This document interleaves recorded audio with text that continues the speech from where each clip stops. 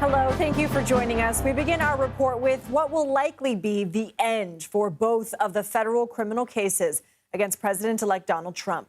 Special counsel Jack Smith filed two motions today. One was to end the case on how Trump handled classified documents after his first presidency, where prosecutors had been appealing a previous dismissal. The other was to dismiss the 2020 election interference case. Judge Tanya Chutkan, who is overseeing the case, has agreed to do so. The move to end the cases is not exactly a surprise. Smith explains in his motions this is in line with long-standing Justice Department policy of not prosecuting a sitting president. In the election interference dismissal motion, Smith wrote, quote, "The government's position on the merits of the defendant's prosecution has not changed, but the circumstances have." The circumstances, of course, being Trump's election victory and inauguration in less than 2 months. A spokesperson for Trump said, quote, "The American people re-elected President Trump with an overwhelming mandate to make America great again. Today's decision by the DOJ ends the unconstitutional federal cases against President Trump and is a major victory for the rule of law." Meanwhile, Trump has finalized his cabinet secretary picks for his incoming administration, and CBS News polling shows 59% of Americans approve of Trump's handling of the presidential transition so far. CBS News congressional correspondent Scott MacFarlane joins me now. Scott, walk us through how we got here, why the special counsel is moving to dismiss both of these cases.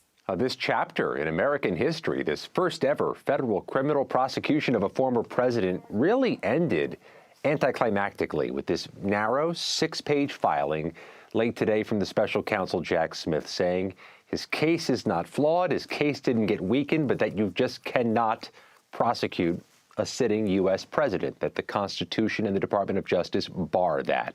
So he asked for the case to be not paused, not put on hold till 2029, but dismissed, therefore ending this 16-month odyssey of Donald Trump becoming the first president ever to be charged with felony crimes or any crime at all.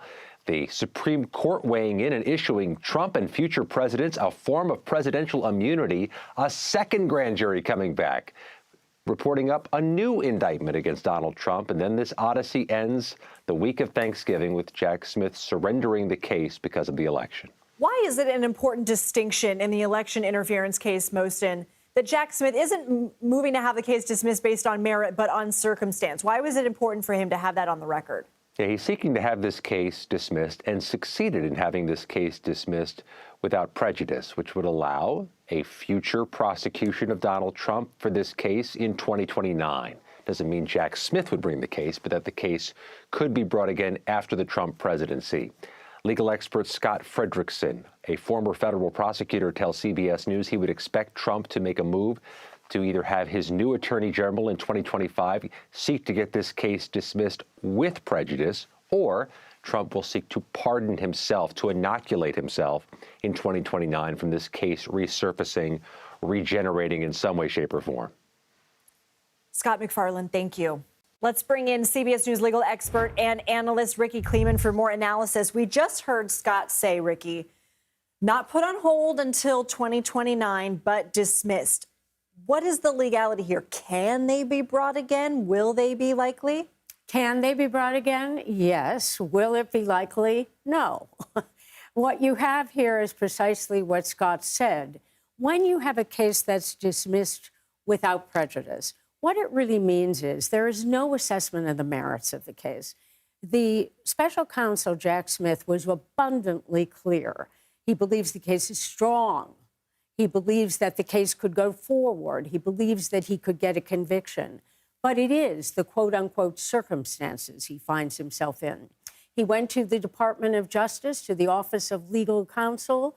He conversed with them, had a discussion, and of course the policy of the Department of Justice is that you cannot indict nor can you try a sitting president. Do I expect that when Donald Trump is 82 in 2029 that he is going to be prosecuted? No, I don't. But if I am Donald Trump or his counsel, I might want to inoculate myself from that. So Scott has given you the two options, perhaps that he could have his Department of Justice seek to get it dismissed with prejudice. If it's before Judge Tanya Chutkan, it is not going to get dismissed with prejudice. Or he could pardon himself, which would be another constitutional test. What's your sense of what will happen to the other state cases that Trump is involved in for which he could not pardon himself? Well, you have two very different sets of circumstances here. First of all, you have the Georgia case, which is just like Jack Smith's case. It's an election interference case. It's based on the same type of facts and circumstances. It is stalled in and of itself up in their appellate system on the basis of trying to disqualify Fani Willis. So ultimately, what's going to happen with that case, no one knows. But you will bet your bottom dollar if they try Donald Trump, they are not going to be able to do it for the same exact reasons. You cannot interfere, even though it's not a state rule, but you're not going to be able to interfere ultimately with the work of the President of the United States by tying him up in trial. However, there's a myriad of other defendants in that case. So if Fani Willis is not disqualified, are they going to let her go forward against those other defendants? That remains to be seen. Because it remains to be seen what will happen to his co-defendants in the classified documents case that prosecutors are still appealing. Let's talk about that. Well, that's really interesting because that's really tricky. Okay. What you're looking at is Judge Cannon, the judge in Fort Pierce, Florida. She dismissed the entire case, saying that the appointment of the special counsel was not legal. It was unconstitutional. So Jack Smith appealed that because the weight of other authority is that, of course, you can appoint a special counsel. So does the Trump Justice Department really want to go forward with an appeal? What if they would like a special counsel in a different kind of case? Or do they let it just kind of sit there? Or do they want it to disappear? And therefore, they're put in this tricky position. One more question. We do have to let you go, but is it guaranteed that Trump's incoming DOJ would take over the appeal in that case, or would Jack Smith and his team be able to finish it out? Jack Smith and his team are gone. Okay. He is going to leave of his own accord, and if not, Donald Trump has said he's going to fire him within minutes or maybe seconds. Rikki Klieman, thank you.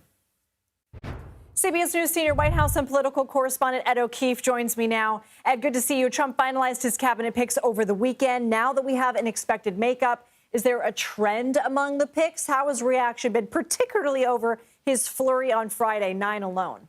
Well, we have seen, as you said, it was a real flurry Friday night. A lot of them sort of in the public health space. And it's probably going to take several more weeks before we get a good sense of how the Senate would respond to these picks. But all of them essentially people who meet the mold of the others, people who are either loyal to the president-elect or have supported him in the past, are good on TV, maybe were frequently on Fox News, for example, discussing the subject matter at hand. Some of them have had previous roles in the first Trump administration or on his campaign. But so far, no other real big red flags the way Matt Gaetz caused a stir. And we've still got several weeks to go, about 8 weeks or so, until the inauguration. Plenty of time for all these picks to be picked over. Notable that the CBS News polling shows, as you pointed out, 59% of Americans think the transition's going well so far. And for the most part, all of them being well received, not only by Republican voters, but by voters overall. Ed, our Dan Klieman and Graham Cates have new reporting that at least one Republican politician has accused one of Trump's closest advisors, Boris Epshteyn, of trying to profit from his influence with Trump regarding the president-elect's cabinet picks. Who is Epshteyn and why is he so close to the president? He's someone who's been around since the first Trump campaign and more recently was helping coordinate all of his legal cases.